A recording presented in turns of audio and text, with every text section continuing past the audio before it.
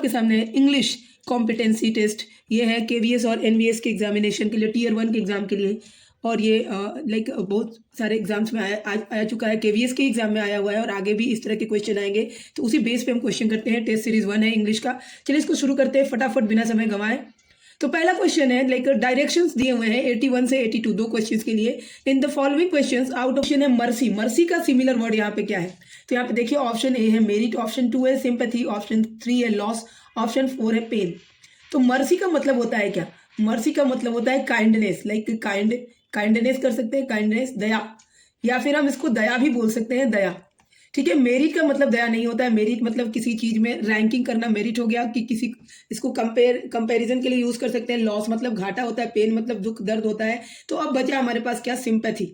तो सिंपैथी का मतलब भी क्या होता है? दया होता है। तो इस हिसाब से जो है सिंपैथी हमारा जो होगा वो बिल्कुल सही होगा। ठीक है, सिंपैथी जो होगा वो बिल्कुल जो ये ऑप्शन 2 है वो बिल्कुल सही होगा, सिंपैथी। मर्सी का सिमिलर वर्ड क्या हो जाएगा?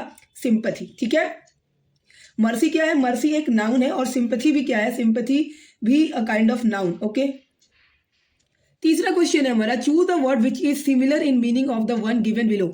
यहाँ पे फिर से हमें दिया हुआ है, और कौन सा वर्ड दिया है? तो एक्यूमुलेट। हमें एक्यूमुलेट को देखना है। एक्यूमुलेट का मतलब क्या होता है? तो पहले बारी बारी से सारे वर्ड्स के मतलब को समझेंगे तो समझ में आएगा। जैसे कि एक्यूज है, हमारे पास एक्यूज है, तो एक्यूज का मतलब क्या होता है? एक्यूज का मतलब दोषारोपण करना। एक्यूज का मतलब होता है दोषारोपण करना, किसी पे आरोप लगाना। टू ब्लेम होता है, टू ब्लेम, इसका मतलब हो गया टू ब्लेम, किसी को आरोप लगाना। और प्रेडिक्ट, प्रेडिक्ट जो है, प्रेडिक्ट जो ऑप्शन 2 है, प्रेडिक्ट का मतलब होता है भविष्यवाणी करना, मतलब ये एक वर्ब है, और अक्यूज भी वर्ब है। उसका मतलब होता है भविष्यवाणी करना, मतलब लाइक प्रेडिक्शन, किसी चीज के बारे में पहले से ही बता देना, तो इसको हम भविष्यवाणी भी कर सकते हैं। इसको हम बोल सकते हैं भविष्यवाणी करना, या फिर इसको हम बोल सकते हैं। उसके बाद है हमारा एकॉर्ड। अगर हम चौथा वर्ड ले लें एकॉर्ड, तो एकॉर्ड का मतलब क्या होता है? तो एकॉर्ड का मतलब होता है किसी के अनुसार, सहमति से, टू अग्रीमेंट, लाइक अग्री करके जो बात होती है किसी के सहमति से। तो एकॉर्ड का मतलब सहमति हो सकता है। अकॉर्ड का मतलब क्या हो जाएगा? सहमति, सहमति से हो जाएगा। तो ये भी एक्यूमुलेट का मतलब होता है टू कलेक्ट, इसका मतलब क्या हुआ? To collect. तो हम देख सकते हैं कि ऑप्शन सी जो है स्टोर, स्टोर का भी मतलब क्या हुआ? संग्रह करना, कलेक्ट करना, एक जगह पे इकट्ठा करना। तो इस हिसाब से जो ऑप्शन 3 है वो बिल्कुल हमारा सही होगा। ठीक है, अब देखते हैं क्वेश्चन नंबर 4। यहाँ पे फिर से हमारे पास कुछ इंस्ट्रक्शंस हैं। क्या है? In the following question like 84 and 85 choose the word opposite in meaning to the word given. Like अब हमें क्या करना है? अपोजिट वर्ड को, अभी तक हमने सिमिलर वर्ड देखा, अब हम अपोजिट वर्ड को चूज करेंगे कि इनमें से क्या अपोजिट है और सही है। ठीक है, जैसे कि हमारे पास है टेंटेटिव। टेंटेटिव का, ये टेंटेटिव क्या होता है? तो टेंटेटिव एक एडजेक्टिव है। सबसे पहले तो ये हम जान लें कि पार्ट्स ऑफ स्पीच में अगर ये आएगा तो टेंटेटिव क्या होगा? एक एडजेक्टिव होगा। और टेंटेटिव का मतलब होता है तो टेंटेटिव एक एडजेक्टिव है, और टेंटेटिव का मतलब होता है एक्सपेरिमेंटल, हम बोल सकते हैं एक्सपेरिमेंटल, या फिर एक अंदाजा लगाना है। लाइक किसी चीज को एक्सपेरिमेंटली कुछ करते हैं या अंदाजे से कोई बात बोलते हैं तो उसको टेंटेटिव कहते हैं। तो एक्सपेरिमेंटल हो गया, मतलब ये डेफिनेट तो बिल्कुल नहीं होता है। अब यहाँ पे हम देख ले मीनिंग, तो डेफिनेट का मतलब होता है बिल्कुल निश्चित, सुनिश्चित। और यहाँ पे क्या है? एक्सपेरिमेंटल, यानी कि ये तो हमारा इनडेफिनिट हो गया। क्या हो गया? इनडेफिनिट हो गया, इनडेफिनिट अगर हम बात करें तो, यानी इसका अपोजिट है डेफिनिट। टेंटेटिव का अपोजिट क्या हो जाएगा? डेफिनिट। तो फर्स्ट हमारा ऑप्शन बिल्कुल करेक्ट होगा। बट और भी जो वर्ड्स हैं उनका क्या मीनिंग होता है वो देख लेते हैं। तो इनसफिशियंट, तो इनसफिशियंट मतलब पर्याप्त, या जिसकी स्कैरसिटी हो, स्कैंटी बोल सकते हैं, स्कैंटी जिसकी कमी हो, इनसफिशियंट लाइक पुअरली, लाइक अपर्याप्त जिसको बोलेंगे, इनसफिशियंट, स्कैंटी जिसको अपर्याप्त बोलेंगे, वो हो गया। एक्टिव का मतलब क्या हुआ? तो एक्टिव का मतलब होता है, एक्टिव का मतलब प्रैक्टिकल, और या फिर इसको हम बोल सकते हैं कि सक्रिय। क्या हो सकता है? ये सक्रिय, जो चालू है, जो बैठा नहीं है, जो रुका नहीं है, वो सक्रिय है, that is active. And plentiful, ये हमारा जो प्लेंटीफुल है, प्लेंटीफुल, प्लेंटीफुल का मतलब क्या होता है? प्रचुर, प्रचुर मात्रा में, या अबंडेंट बोल सकते हैं, अबंडेंट, अबंडेंट बोल सकते हैं। अबंडेंट भी क्या होता है? प्रचुर होगा, या फिर हम इसको अबंडेंट, अबंडेंट भी बोल सकते हैं। जो बहुत ज्यादा मात्रा में पाया जाता है उसको हम प्लेंटीफुल कहते हैं। तो जो टेंटेटिव है, टेंटेटिव का मतलब अनिश्चित हो गया या एक्सपेरिमेंटल हो गया। तो इसका जो अपोजिट जो वर्ड्स यहाँ दिए गए हैं उनमें से जो सुटेबल होगा वो होगा डेफिनिट, बिल्कुल सही होगा। चलिए अब नेक्स्ट क्वेश्चन को करते हैं और देखते हैं। तो अब है हमारा कंपलसरी। तो कंपलसरी का जो ऑप्शन दिया उसमें हम देखते हैं इजी मतलब आसान हो गया, तो ये तो बिल्कुल नहीं होगा। ऑप्शनल मतलब चूज करने के लिए हमारे पास ऑप्शन है, ऑप्शनल है, ये ना ले वो ले, that is not also compulsory. तो ये कंपलसरी का भी मीनिंग नहीं हुआ और उसका अपोजिट भी नहीं हुआ, तो ये भी गलत हो गया। तीसरा है हमारा अननेसेसरी। कंपलसरी का मतलब होता है आवश्यक और अननेसेसरी का मतलब होता है अनावश्यक, तो जो तीसरा होगा बिल्कुल सही होगा, तो तीसरा ऑप्शन हमारा बिल्कुल करेक्ट हो जाएगा।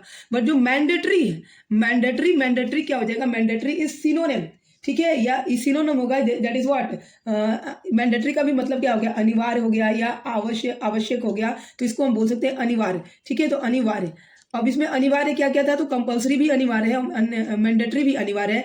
अब नहीं अनिवार्य है वो है अननेसेसरी। अननेसेसरी जो है वो बिल्कुल इसका अपोजिट होगा, क्योंकि ये अनावश्यक को रिप्रेजेंट कर रहा है, तो इसका ऑप्शन अननेसेसरी यानी ऑप्शन नंबर 3 बिल्कुल सही होगा। चलिए अब इसके बाद वाले क्वेश्चन करते हैं। तो नेक्स्ट क्वेश्चन है, identify the parts of speech of the underlined word in the following sentences. Hand to hand fighting took place in the Galwan valley. Hand to hand fighting took place in Galwan valley. Fighting को हमें बताना है कि parts of speech में क्या है, इसका मतलब होगा, और इसके क्या क्या ऑप्शन दिए गए हैं उसको देखते हैं। तो इसके ऑप्शन देख सकते हैं हम, ऑप्शन दिया है नाउन फर्स्ट, दूसरा वर्ब, तीसरा एडजेक्टिव और चौथा एडवर्ब। तो इसमें हमें बताना है कि फाइटिंग का मतलब क्या हुआ है। जो यहाँ पे फाइटिंग लिखी हुई है, फाइटिंग,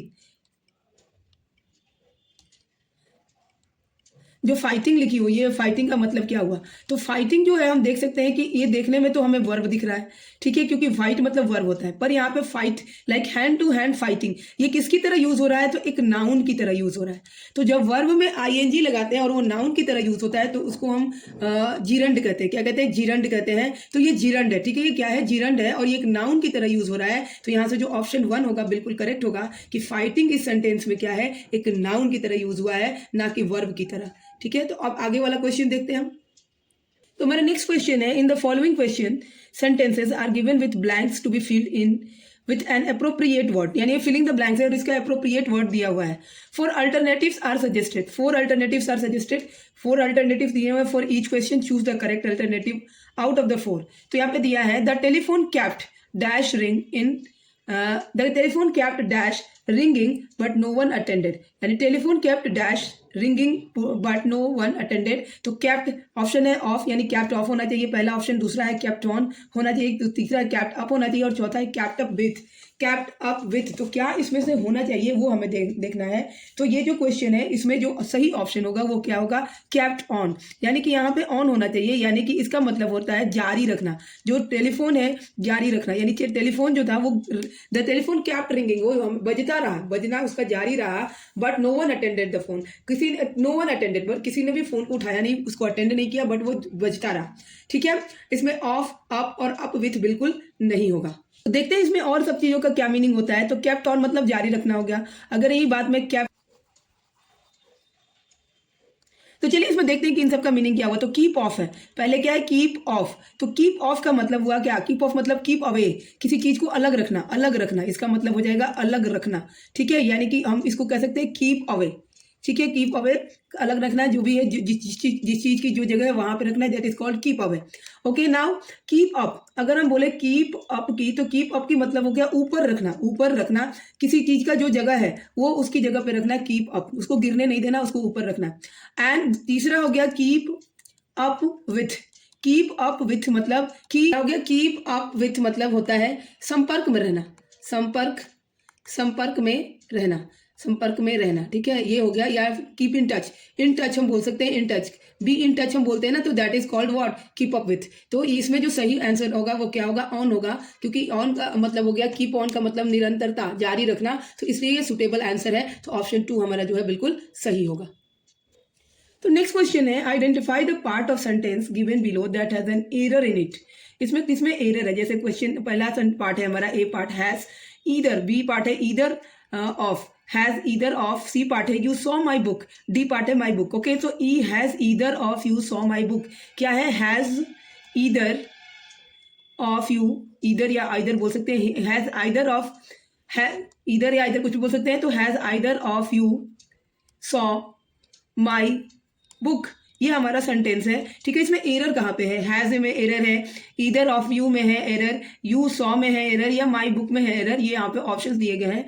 तो अगर ये देखें तो ये प्रेजेंट परफेक्ट टेंस का जो है एग्जाम्पल है। प्रेजेंट परफेक्ट टेंस में जो होता है हैज लगता है, हैज का यूज होता है या हैव का यूज होता है, ठीक है। हैज या हैव का तो यहाँ पे either of you is, has is okay, but has either of you okay, but इसके साथ क्या लगता है, वर्ब का थर्ड फॉर्म लगता है, वर्ब का थर्ड फॉर्म लगता है।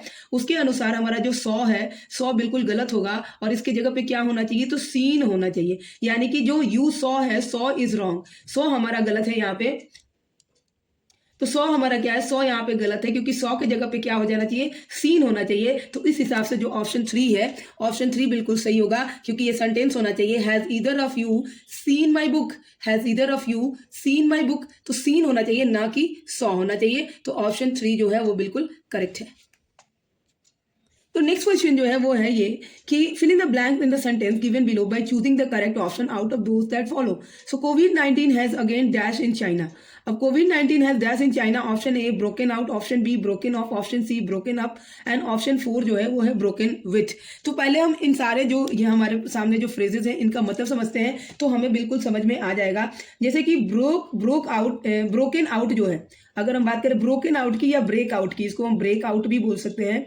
तो इसका मतलब क्या होता है, इसका मतलब है टू स्टार्ट, या किसी चीज का शुरू होना है, उसके हम क्या कहते हैं, ब्रेक आउट कहते हैं। सडनली, टू स्टार्ट सडनली, अगर हम सडनली भी इसमें ऐड करते हैं तो ज्यादा बेटर होगा। कोई चीज अचानक से शुरू होता है तो उसको ब्रेक आउट कहते हैं या ब्रोकन आउट कहते हैं, ठीक है।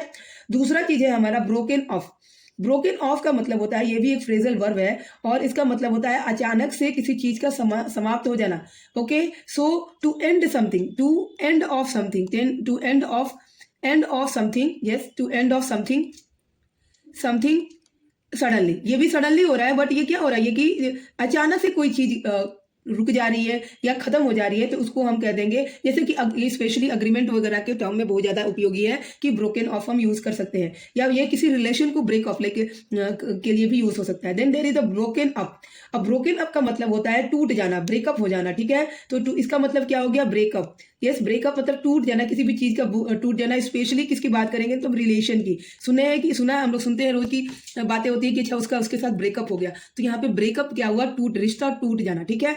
उसके बाद है हमारा ब्रोकन विथ।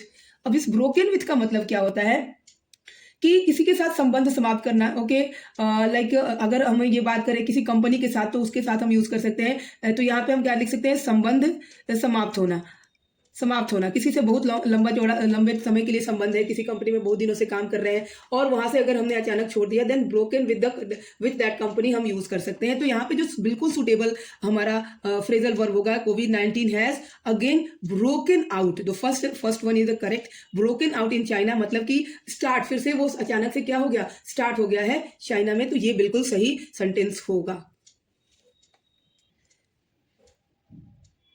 नेक्स्ट जो हमारा क्वेश्चन है, fill in the blanks in the sentence given below by choosing the correct option out of those that follow. I promise to dash you when I visit Delhi. So I promise to dash, dash की जगह पे option A दिया है call up, option 2 दिया है call at, option 3 दिया है call on और ऑप्शन 4 दिया है कॉल फॉर। तो ये भी एक फ्रेजल वर्ब, लेकिन यहाँ पे ये जितने भी दिए हैं फ्रेजल वर्ब हैं और इनका मीनिंग जो दिखता है उससे जो इनका लिटरल मीनिंग होता है वो बिल्कुल नहीं होता है। तो इसका मीनिंग पहले फाइंड आउट करते हैं कि क्या यहाँ पे सुटेबल आंसर होगा। और ये जो भी मैं बताते जा रही हूँ प्लीज इसको नोट डाउन करते जाइएगा। तो पहले हम बात करते हैं कॉल अप की। कॉल अप की तो क्या मतलब होता है कॉल अप का, ये एक फ्रेजल वर्ब है और कॉल अप का मतलब होता है टू टेलीफोन समवन। तो क्या हो गया, टू टेलीफोन, किसी को फोन करना, या कॉल अप हो गया, ठीक है। कॉल अप मतलब किसी को फोन करना या किसी को कॉल करना, ये कॉल अप हो गया। किसी को बुलाने के लिए हम कॉल अप का यूज करते हैं। अब है हमारा कॉल एट।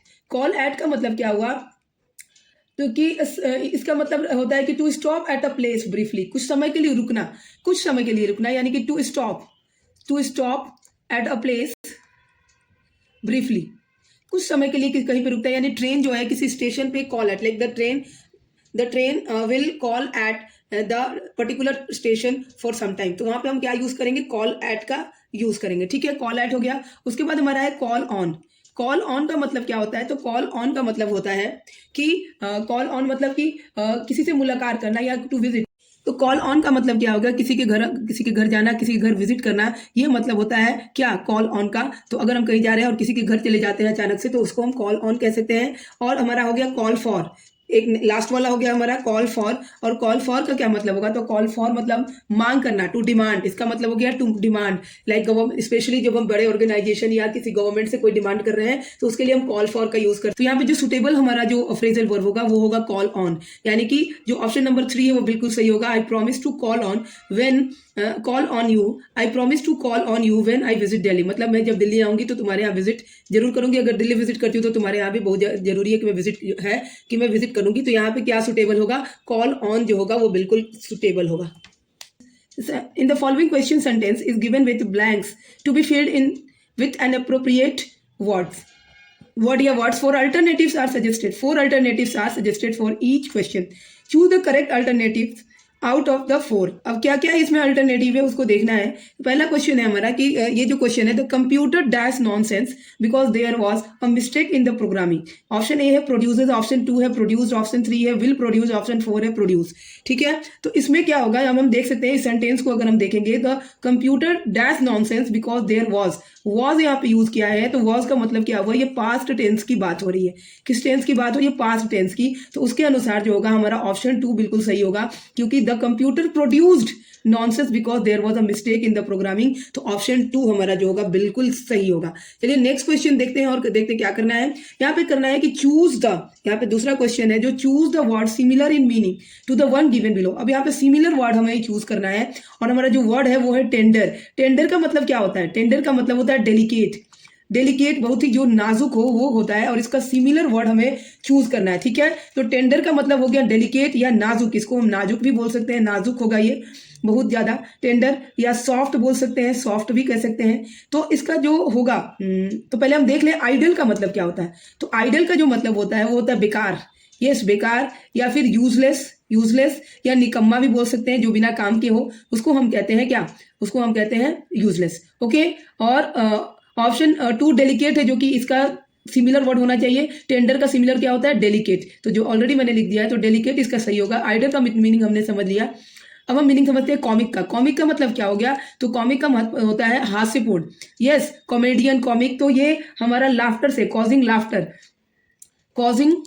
लाफ्टर हम बोल सकते हैं, जिसकी वजह से हम हंसेंगे, उसको हम क्या कहेंगे, उसको कॉमिक कहेंगे। और प्यूपिल का मतलब होता है स्टूडेंट्स। प्यूपिल जो होता है, प्यूपिल का मतलब होता है स्टूडेंट्स हम बोल सकते हैं, विद्यार्थी बोल सकते हैं, या शिष्य बोल सकते हैं। यानी कि इसमें ऑप्शन 2 जो है बिल्कुल सही है। टेंडर का सिनोनिम्स सिमिलर वर्ड क्या होगा, डेलिकेट होगा। चलिए नेक्स्ट क्वेश्चन देखते हैं हम। तो नेक्स्ट क्वेश्चन है हमारा, choose the word opposite in meaning to the given below. अब ये वोफुल का मतलब हमें देखना है कि इसका उल्टा क्या होगा, अपोजिट क्या होगा। Option A wary, option B valiant, option C cheerful, और ऑप्शन 4 जो है वो है टीडियस। तो चलिए इसका मीनिंग देखते हैं और समझते हैं कि क्या होगा। ठीक है, तो जो ये है वोफुल का मतलब होता है दुखद। ये जो वोफुल है, WOEFUL, वोफुल का मतलब होता है दुखद, यानी कि फुल ऑफ सॉरो बोल सकते हैं, दुख से भरा हुआ, ओफुल का मतलब होता है। और इसका अपोजिट हमें देखना है, तो इसका अपोजिट देखने के लिए पहले हम मीनिंग देखते हैं, जो कि है वेयर का मतलब क्या होता है, WARE, वेयर एक नाउन है, और इसका मतलब होता है सामान। जैसे कि हम बोलते हैं इसको थिंग्स भी बोल सकते हैं, जैसे कुकवेयर हो गया, या फिर ग्लासवेयर हो गया, इस तरह से हम यूज करते हैं वेयर का। ठीक है, उसके बाद है वेलिएंट का मतलब क्या होता है, तो वेलिएंट का मतलब होता है ब्रेव, करेजियस। हम इसको क्या बोल सकते हैं, करेजियस या ब्रेव बोल सकते हैं, जो बहुत ज्यादा साहसी हो उसको हम वेलिएंट बोलते हैं। चीयरफुल का मतलब क्या हुआ, तो चीयरफुल का मतलब हुआ हैप्पी, यस हैप्पी। चीयरफुल का मतलब हो गया हैप्पी, तो यही होना चाहिए इसका। वो फुल मतलब बहुत दुखद, फुल ऑफ सॉरो, चीयरफुल मतलब फुल ऑफ हैप्पीनेस, तो चीयरफुल इसका करेक्ट ऑप्शन होना चाहिए। अब हम टीडियस का भी मतलब, जब सबका मतलब देख ही लिया, तो टीडियस का भी मतलब देख लिया। टीडियस का मतलब जो होता है, टीडियस मतलब उबाऊ, बोरिंग होता है। क्या होता है, बोरिंग होता है। तो हमने चारों जो भी हमारे ऑप्शन है सबके मतलब मीनिंग हमने समझ लिए, तो वो फुल का जो अपोजिट होगा वो क्या होगा, चीयरफुल होगा। ठीक है, चलिए हम नेक्स्ट क्वेश्चन देखते हैं। तो जो नेक्स्ट क्वेश्चन है, in the following question 4 alternatives are given for the idiom और फ्रेज। जो भी दिया है, choose the alternative which best expresses the meaning of the idiom और फ्रेज। जैसे to heat a humble pie, to eat a humble pie का मतलब होता है कि to eat a humble pie का मतलब होता है कि अपनी गलती को मान लेना। ठीक है, अपनी गलती को मान लेना, या हम बोल सकते हैं to eat a humble pie का मतलब होता है कि to say and show that you are sorry for mistake. तो यू आर सॉरी, तो इसको हम बोल सकते हैं you are sorry for mistake, ये इसका मतलब हो गया। तो ये मतलब अपनी गलती को मान के सॉरी बोल देना, ये बोला जाता है टू ईट अ हम्बल पाई। इसका क्या होगा? ऑप्शन है to feel downtrodden, option 2 to accept defeat, option 3 to be humiliated, option 4 to accept abuse. तो यहाँ पे टू फील डाउन ट्रोडन का मतलब क्या हुआ? टू फील डाउन ट्रोडन का मतलब हो गया दबा हुआ, यानी कि to be oppressed. To be oppressed मतलब दबा हुआ, अपने आप को दबा हुआ महसूस करना, या दबा हुआ, किसी के ऊपर बहुत जुल्म होता है उसको टू बी ऑप्रेस्ड हुआ। And to accept defeat, to accept defeat का मतलब हुआ हार मान जाना, हार मान जाना बोल सकते हैं। टू एक्सेप्ट द डिफीट हो गया, ये तो सीधा सीधा है। एंड टू बी ह्यूमिलिएटेड मतलब अपमानित होना, यानी कि to be insulted, to be insulted यानी कि अपमानित होना जो होगा। तो ये तीनों ही गलत है, इनमें से तीनों ही नहीं होगा, ठीक है। टू एक्सेप्ट अब्यूज मतलब अपनी गलती को मान लेना, तो ये हमारा बिल्कुल सही होगा। टू एक्सेप्ट अब्यूज की मैंने ये गलती की है, तो that is the correct option for this question. तो जो नेक्स्ट क्वेश्चन है, in the following questions a part of sentence is bold, below are given alternatives to the bold part at 1, 2, 3 and 4 which may improve the sentence, choose the correct alternative. जैसे कि he told his tale of woe with tears in his eye, like उसने अपनी दुख भरी कहानी सुनाई, आंखों में आंसू भरे हुए। तो इसमें क्या होगा? टोल्ड के जगह पे हम क्या यूज कर सकते हैं? नरेटेड फर्स्ट ऑप्शन है, ऑप्शन बी है रिसाइटेड, ऑप्शन 3 है वॉज टेलिंग, एंड ऑप्शन 4 है नरेट। ओके, तो नरेट का मतलब होता है किसी कहानी को एकदम डायलॉग के साथ बताना, that is the narration. Like narrate करना, किसी बात को रिपोर्ट करना, दैट इज नरेट। बट यहाँ पे नहीं हो रहा है, तो नरेटेड और नरेट दोनों ही नहीं होगा। और यहाँ पे he told his story, he told, like तो वॉज टेलिंग भी नहीं होगा, क्योंकि he told his tale of woe with tears in his eyes. तो यहाँ पे रिसाइटेड हम कह सकते हैं, उसने अपनी व्यथा बताई। तो यहाँ पे सही ऑप्शन क्या हो जाएगा? वो ऑप्शन 2 हो जाएगा, दैट इज रिसाइटेड। और रिसाइट ये एक वर्ब है, तो यहाँ पे ये रिसाइटेड हमारा करेक्ट ऑप्शन होगा। 86 जो हमारा ये नेक्स्ट क्वेश्चन जो है वो ये है, नेक्स्ट क्वेश्चन जो ये है, identify the part of speech of the underline word in the sentence given below. Man is a unique animal. तो यूनिक क्या है? तो यूनिक हम देख सकते हैं कि एनिमल के पहले आया है, और एनिमल क्या है? तो एनिमल एक नाउन है, यानी कि ये जो वर्ड यूनिक आया है इस नाउन को डिस्क्राइब कर रहा है। तो डिस्क्राइबिंग वर्ड जो होता है वो क्या होता है? एडजेक्टिव होता है। तो यहाँ पे ऑप्शन 1 नाउन है, ऑप्शन 2 प्रोनाउन है, ऑप्शन 3 एडजेक्टिव, ऑप्शन 4 एडवर्ब है। तो ऑप्शन 3 एडजेक्टिव बिल्कुल सही होगा, क्योंकि यूनिक जो है एनिमल यानी नाउन को डिस्क्राइब कर रहा है, तो इसलिए क्या हो जाएगा? एडजेक्टिव हो जाएगा। तो अब हमारा जो नेक्स्ट क्वेश्चन है वो है, choose the option in which the following sentence has been correctly written in the direct narration. तो यहाँ पे नरेशन को चेंज करना है, बताना है। जैसे Lalit I shall give you, Lalit said to Rama, I shall give my book to you, ये इनडायरेक्ट में, इसे डायरेक्ट में चेंज करना है। And options are, Lalit promised Rama that he will give his book to her। Lalit, दूसरा ऑप्शन है Lalit told Rama that he would give his book to her।